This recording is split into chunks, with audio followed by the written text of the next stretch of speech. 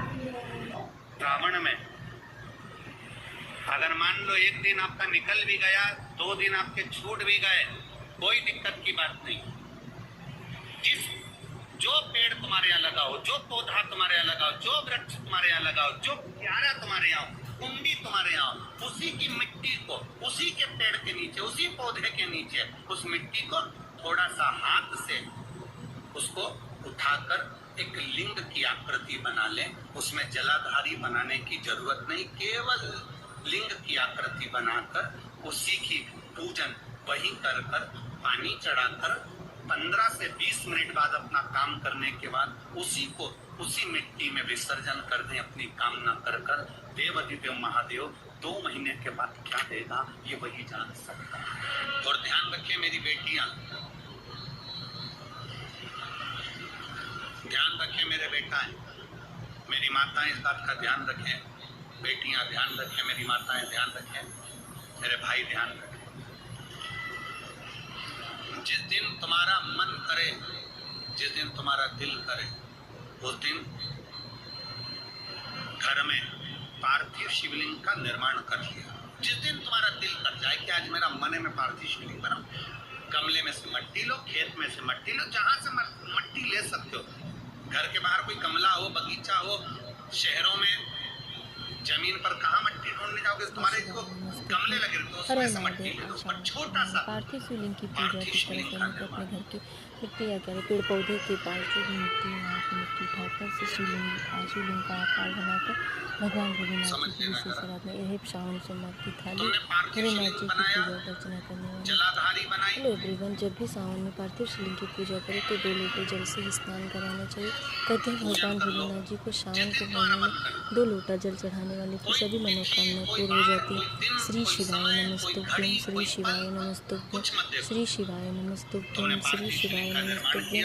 इस तरह से महादेव की पूजा अर्चना करने से भगवान जी हर मनोकामना पूर्ण करते हैं। श्री शिवाय नमस्तुभ्यं, श्री शिवाय नमस्तुभ्यं। भगवान भोलेनाथ जी के सभी पत्र सावन महीने में भगवान भोलेनाथ हर मनोकामना पूर्ण करते हैं। हर हर महादेव काली पिल्ली से भगवान जी पर 108 भगवान जी पर जो गेहूँ के दाने जो खंडित न हो, श्री शिवाय नमस्तुभ्यं कहते हुए चढ़ा दीजिए। चने की दाल भगवान भोलेनाथ जी पर समर्पित करें। हर हर महादेव, ओम नमः शिवाय, ओम नमः शिवाय, ओम नमः शिवाय, ओम नमः शिवाय, ओम नमः शिवाय। चावल के दाने जहाँ पर माता पार्वती जी का आपने ये जलाधारी बनाई है, उसी जलाधारी पर आपने अगर 2 या 3 बार कभी भी तुम्हारा मन करा कर लिया, आपको खुद लगेगा कि मेरे घर में संपदा कैसे बढ़ रही है, कार्य कैसे सिद्ध हो। श्री शिवाय कहते हुए भगवान जी की श्रृंगार कीजिए, पूजा आराधना करने वाले श्री शिवाय नमस्तुभ्यं। हर महादेव भोलेनाथ जी पर 1 बेलपत्र सावन के महीने में रोजाना समर्पित करें। हर महादेव, श्री शिवाय नमस्तुभ्यं, श्री शिवाय नमस्तुभ्यं, श्री शिवाय नमस्तुभ्यं, श्री शिवाय नमस्तुभ्यं, श्री शिवाय। इस तरह से सावन की जो पूजा की है भोलेनाथ जी और पार्थिव शिवलिंग की पूजा करने वाले सभी को मनोकामनाएं पूर्ति हैं। श्री शिवाय नमस्तुभ्यं, श्री शिवाय नमस्तुभ्यं, श्री शिवाय नमस्तुभ्यं, श्री शिवाय नमस्तुभ्यं। कुंडकेश्वर महादेव के नाम से भगवान भोलेनाथ जी को समर्पित करें। दुर्गा भगवान भोलेनाथ जी को इस तरह से भगवान जी पर चढ़ाकर धूप दीप से भगवान भोलेनाथ जी की पूजा आराधना करें। जब भी भगवान की करते थे एक लंबी बाती चलाकर काले तिल्ली कुंडकेश्वर महादेव का नाम लेकर श्री शिवाय नमस्तुभ्यं बोलकर कुंडकेश्वर महादेव का नाम लेकर भगवान जी की पूजा आराधना करें। हर हर महादेव, श्री शिवाय नमस्तुभ्यं, श्री शिवाय नमस्तुभ्यं। हर हर महादेव, ओम नमः शिवाय, ओम नमः शिवाय, ओम नमः शिवाय, ओम नमः शिवाय, नमः शिवाय, ओम नमः शिवाय, ओम नमः शिवाय। हर हर भोले नमः शिवाय, ओम नमः शिवाय, ओम नमः शिवाय। हर हर भोले नमः शिवाय, नमः शिवाय, ओम नमः शिवाय, ओम नमः शिवाय, ओम नमः शिवाय। हर हर भोले नमः शिवाय, श्री शिवाय नमस्तुभ्यं, श्री शिवाय नमस्तुभ्यं कहते हुए भगवान भोलेनाथ। अब तुम उससे चाहती क्या है? पार्वती जी ने हाथ जोड़कर भोलेनाथ जी से विनय करा,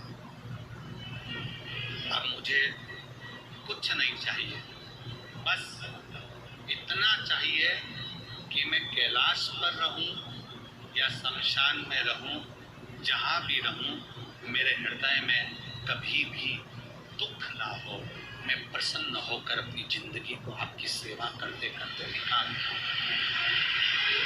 आपकी प्रसन्नता को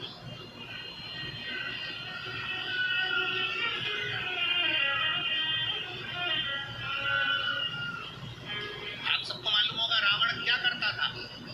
रावण ने अपने शीश काट कर दिए, रावण ने तप करा, रावण ने साधना करी, रावण ने तपस्या करी, बहुत करी, पर भगवान प्रसन्न नहीं हुए। तब रावण ने आखिरी एक बिंदु अपनाया। रावण पार्थिव शिवलिंग का निर्माण करता था, पूजन करने बैठ जाता था। शंकर भगवान को आकर उसे वर देना ही पड़ता, वर देना ही पड़ता। पार्थिव शिवलिंग के निर्माण का, पार्थिव शिवलिंग के पूजन का, पार्थिव शिवलिंग की आराधना का फल हो। कितने लोग हैं आप लोगों ने बनाया, कभी पार्थिव बनाया? सावन में बनाते हो गुरु जी, है ना? ऑनलाइन जब पार्थिव शिवलिंग का निर्माण होता है तब बनाते हो, पर बीच में कभी तुम्हारा मन कर जाए एकदम, जब तुम्हारा मन हो।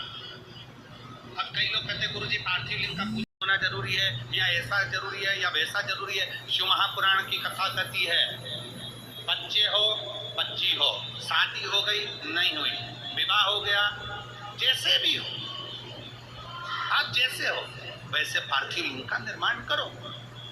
वो काली मिट्टी के बनाए भोलेनाथ, चढ़ाऊं लोटा जल भर। पीली मिट्टी के बनाए भोलेनाथ, चढ़ाऊं लोटा जल भर। बालू रेत के बनाए भोलेनाथ, चढ़ाऊं लोटा जल। श्री शिवाय नमस्तुभ्यम, हर हर महादेव। तो इस सावन के आखिरी दिन 1 अगस्त से लेकर 9 अगस्त तक आप लोगों को पार्थिव शिवलिंग की पूजा, आपने रुद्राभिषेक किया है शिवरात्रि दिन या नहीं किया, तो आप इन 9 दिनों के अंदर अंदर आप अपने घर के गमले में, पेड़ के नीचे, आप किसी भी जगह तुलसी का पौधा छोड़ कर आप पार्थिव शिवलिंग की पूजा करेंगे तो आपके सावन में बहुत महत्वपूर्ण ये उपाय है। आपकी जो भी कामनाएँ इन 9 दिनों में आप इस कामना को पूरी कर सकते हैं। अपने मन की कामना करते हुए भगवान भोलेनाथ जी पर पार्थिव शिवलिंग और बेलपत्री पेड़ के नीचे चढ़ाया गया जल, सावन का महीना का बहुत ही महत्वपूर्ण पार्थिव शिवलिंग अगर आप बेलपत्री पेड़ के नीचे बनाते हैं या अपने घर में बनाते हैं या फिर किसी गमले वगैरह में मिट्टी का लेकर थोड़ी सी मिट्टी उठाकर वहीं पे अपना भोलेनाथ जी का शिवलिंग बनाकर पूजा आराधना करके उनका जब तक दीपक जले तब तक पार्थिव शिवलिंग का विसर्जन ना करें। जब दीपक ठंडा हो जाए तो आप 2 लोटा जल ले जाकर शिवलिंग जिस छोटी सी मिट्टी बनाए वहीं पे चढ़ाते, धीरे धीरे उस पर जल धार